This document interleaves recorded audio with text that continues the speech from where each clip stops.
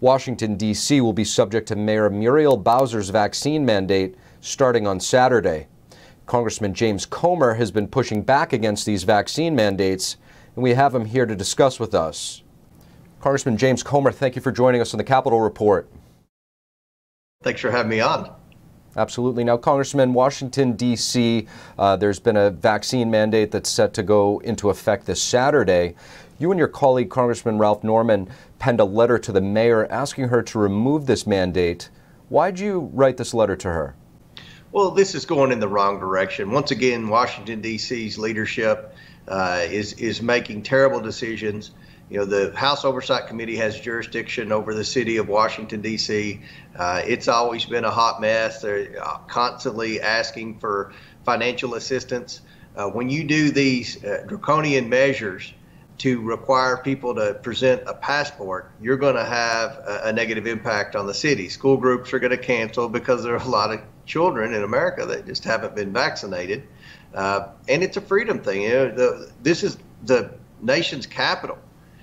To have a vaccine passport, which I think is clearly unconstitutional, it's anti-freedom, sets a bad example for other cities, sets a bad example for America. It's going to have a negative impact on the economic climate in the city. People have told me they're not going to Washington, D.C. They were going to come up here with a trade association or a convention or something like that. They're frustrated. They either haven't been vaccinated or they don't think it's anybody's business whether or not they've been vaccinated. So this is just bad policy, and once again, we're calling on the mayor to reverse another executive decision that she's made. Now, Congressman, we're also seeing scientific data showing that vaccines are not as effective or effective at all against Omicron. In some instances, they may cause more harm than good. With a situation like this unfolding, what is the recourse going to be if, in fact, it does prove that the vaccine is not, working against Omicron? Well, I'm certainly not an anti-vaxxer, but having said that, you're exactly right. The data clearly shows that this vaccine, that the booster shot is not nearly as effective as what we were promised in the beginning, especially against this new variant. So once again, you have liberal politicians that are basing major decisions on something that is clearly not backed by the science. So once again, this is a bad decision by Mayor Bowser. It's in a series of bad decisions. I'll give her credit. She's consistent. She consistently makes bad decisions.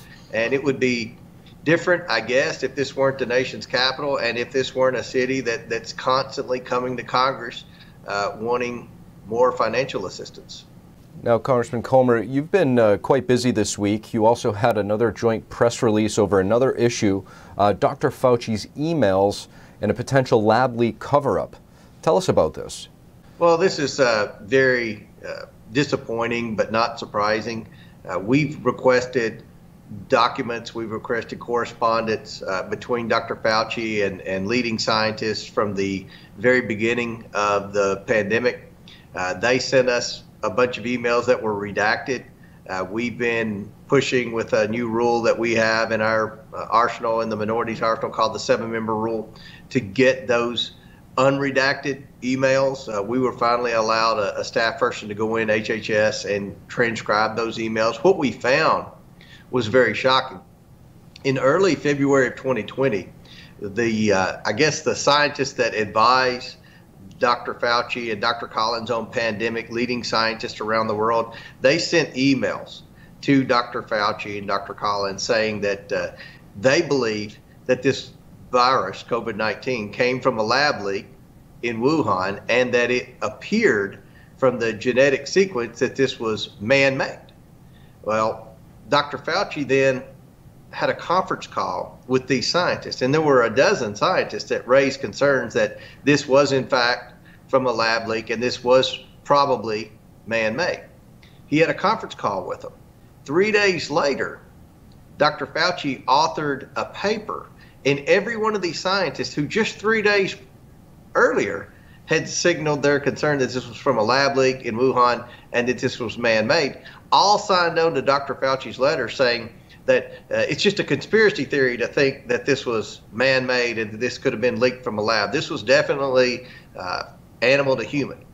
And what we want to know is what happened over those 3 days. Representative James Comer, thank you. Thanks for having me on. To keep schools open as CCP virus cases surge, the Biden administration announced today to provide an additional 10 million free virus tests per month to schools nationwide. The White House said the administration will send 5 million free rapid tests to K-12 schools each month. What's more, they'll also make 5 million lab-based PCR tests available to schools on a monthly basis, so schools can perform testing in classrooms. It will be funded by the American Rescue Plan. This announcement comes as the country hit a record high of daily new virus cases on Monday. Some school districts have temporarily moved to virtual learning amid the spike. And we asked the Democratic Caucus chairman about the Biden administration's strategy for dealing with China. The New York congressman expects Biden to continue laying out a vision for dealing with the China threat. Here's a clip from that exchange. You guys have passed some legislation. Biden signed the Forced Labor Prevention Act. Do you think that more needs to be done to hold China accountable? And if so, what do you think needs to be done? Well, I think as President Biden has made clear, China is an adversary, a geopolitical adversary, certainly economically, and, in other strategic ways across the world. President Biden spoke to that in a very clear-throated way when he came to talk to a joint session of Congress last year. I expect that he will continue to lay out a vision. I believe we've already acted in certain important ways, including making sure that we invest in our infrastructure here in America. On Wednesday, Chicago reopened schools after Mayor Lori Lightfoot and the teachers union came to a tentative agreement. Did not include union demands of widespread testing or a district-wide commitment to remote learning during a surge.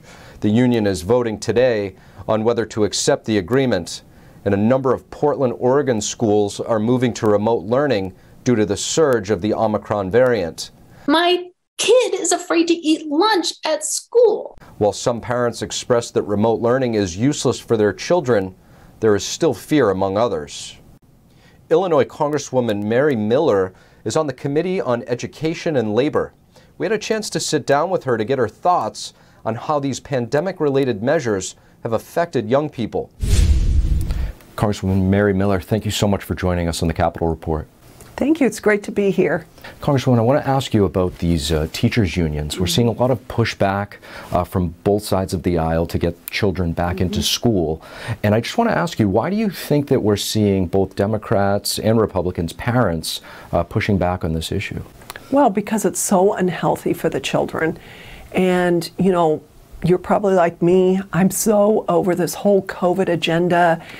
I want it to be over, but I have to say there are some silver linings in it. And one of them is that it's exposing people and organizations for who they are, who we've known them to be, or what we have known them to be for a long time. And one of them is the teachers' unions. They've been bullies. They have not been definitely not representing the student or the parents, and a lot of times the teachers. I have friends and family members that have been career teachers. They want to be in school, and the teachers' unions don't represent any of them. Now, Congresswoman, how damaging to a student's development do you think it is to not have in-person learning? Oh, I just think when we look back on this and we are able to, rationally evaluate the effect this has had on our children, the emotional damage, social damage, the academic damage that's been done. We already know that children are falling behind both in English and in math. I know I've got 7 children and I've been involved in education, and kids need routine and they need structure in order to thrive. So I can't think of anything worse that could be happening. And then just what this does to the family environment, it upsets the whole family.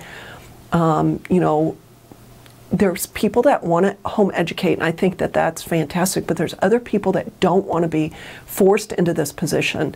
And this is different than parents thinking long and hard, doing the research and evaluating curriculums and planning to home educate. This is forcing something on parents that they don't want, and even progressive parents don't want their children sitting in front of a computer screen all day. Now, I want to ask you about the issue of critical race theory. This has been a national issue now, pushed into the spotlight mainly because of the governor race that took place in Virginia. What are your thoughts on this critical race theory? Is it something that truly exists? Well, it definitely exists. This is the leftist agenda to divide us. It's there again, very unhealthy ideas. They're teaching kids to hate their country, to possibly hate their skin color, to hate their peers sitting in school. And it's victim mentality instead of helping our kids to be victors. And definitely, I think I want transparency in schools. The schools should be accountable to the parents and to the taxpayers. And we should know what's being taught in the schools. I want complete transparency, and they are accountable. The schools and the school boards and the teachers should be accountable to the parents. Congresswoman, you were just telling me before we started about a piece of education legislation that you had introduced. If you could just remind me the name of your bill and also what it aims to do. Sure. It's called the Safety and Opportunity for Girls Act, and I proposed it. It's in direct response to President Biden on day one, wanting to open up the safe spaces and athletics for transgenders. So my bill definitely defines in Title IX, when they talk about sex, that it is biological and genetic and not gender identity. And so, Title IX the purpose of it was to open up athletic opportunities for girls and women. And now what Biden and his administration, his education secretary are doing is by allowing transgenders in, they are going to basically ruin girls' athletics abilities or opportunities. Congresswoman Mary Miller, thank you. Well, you're welcome.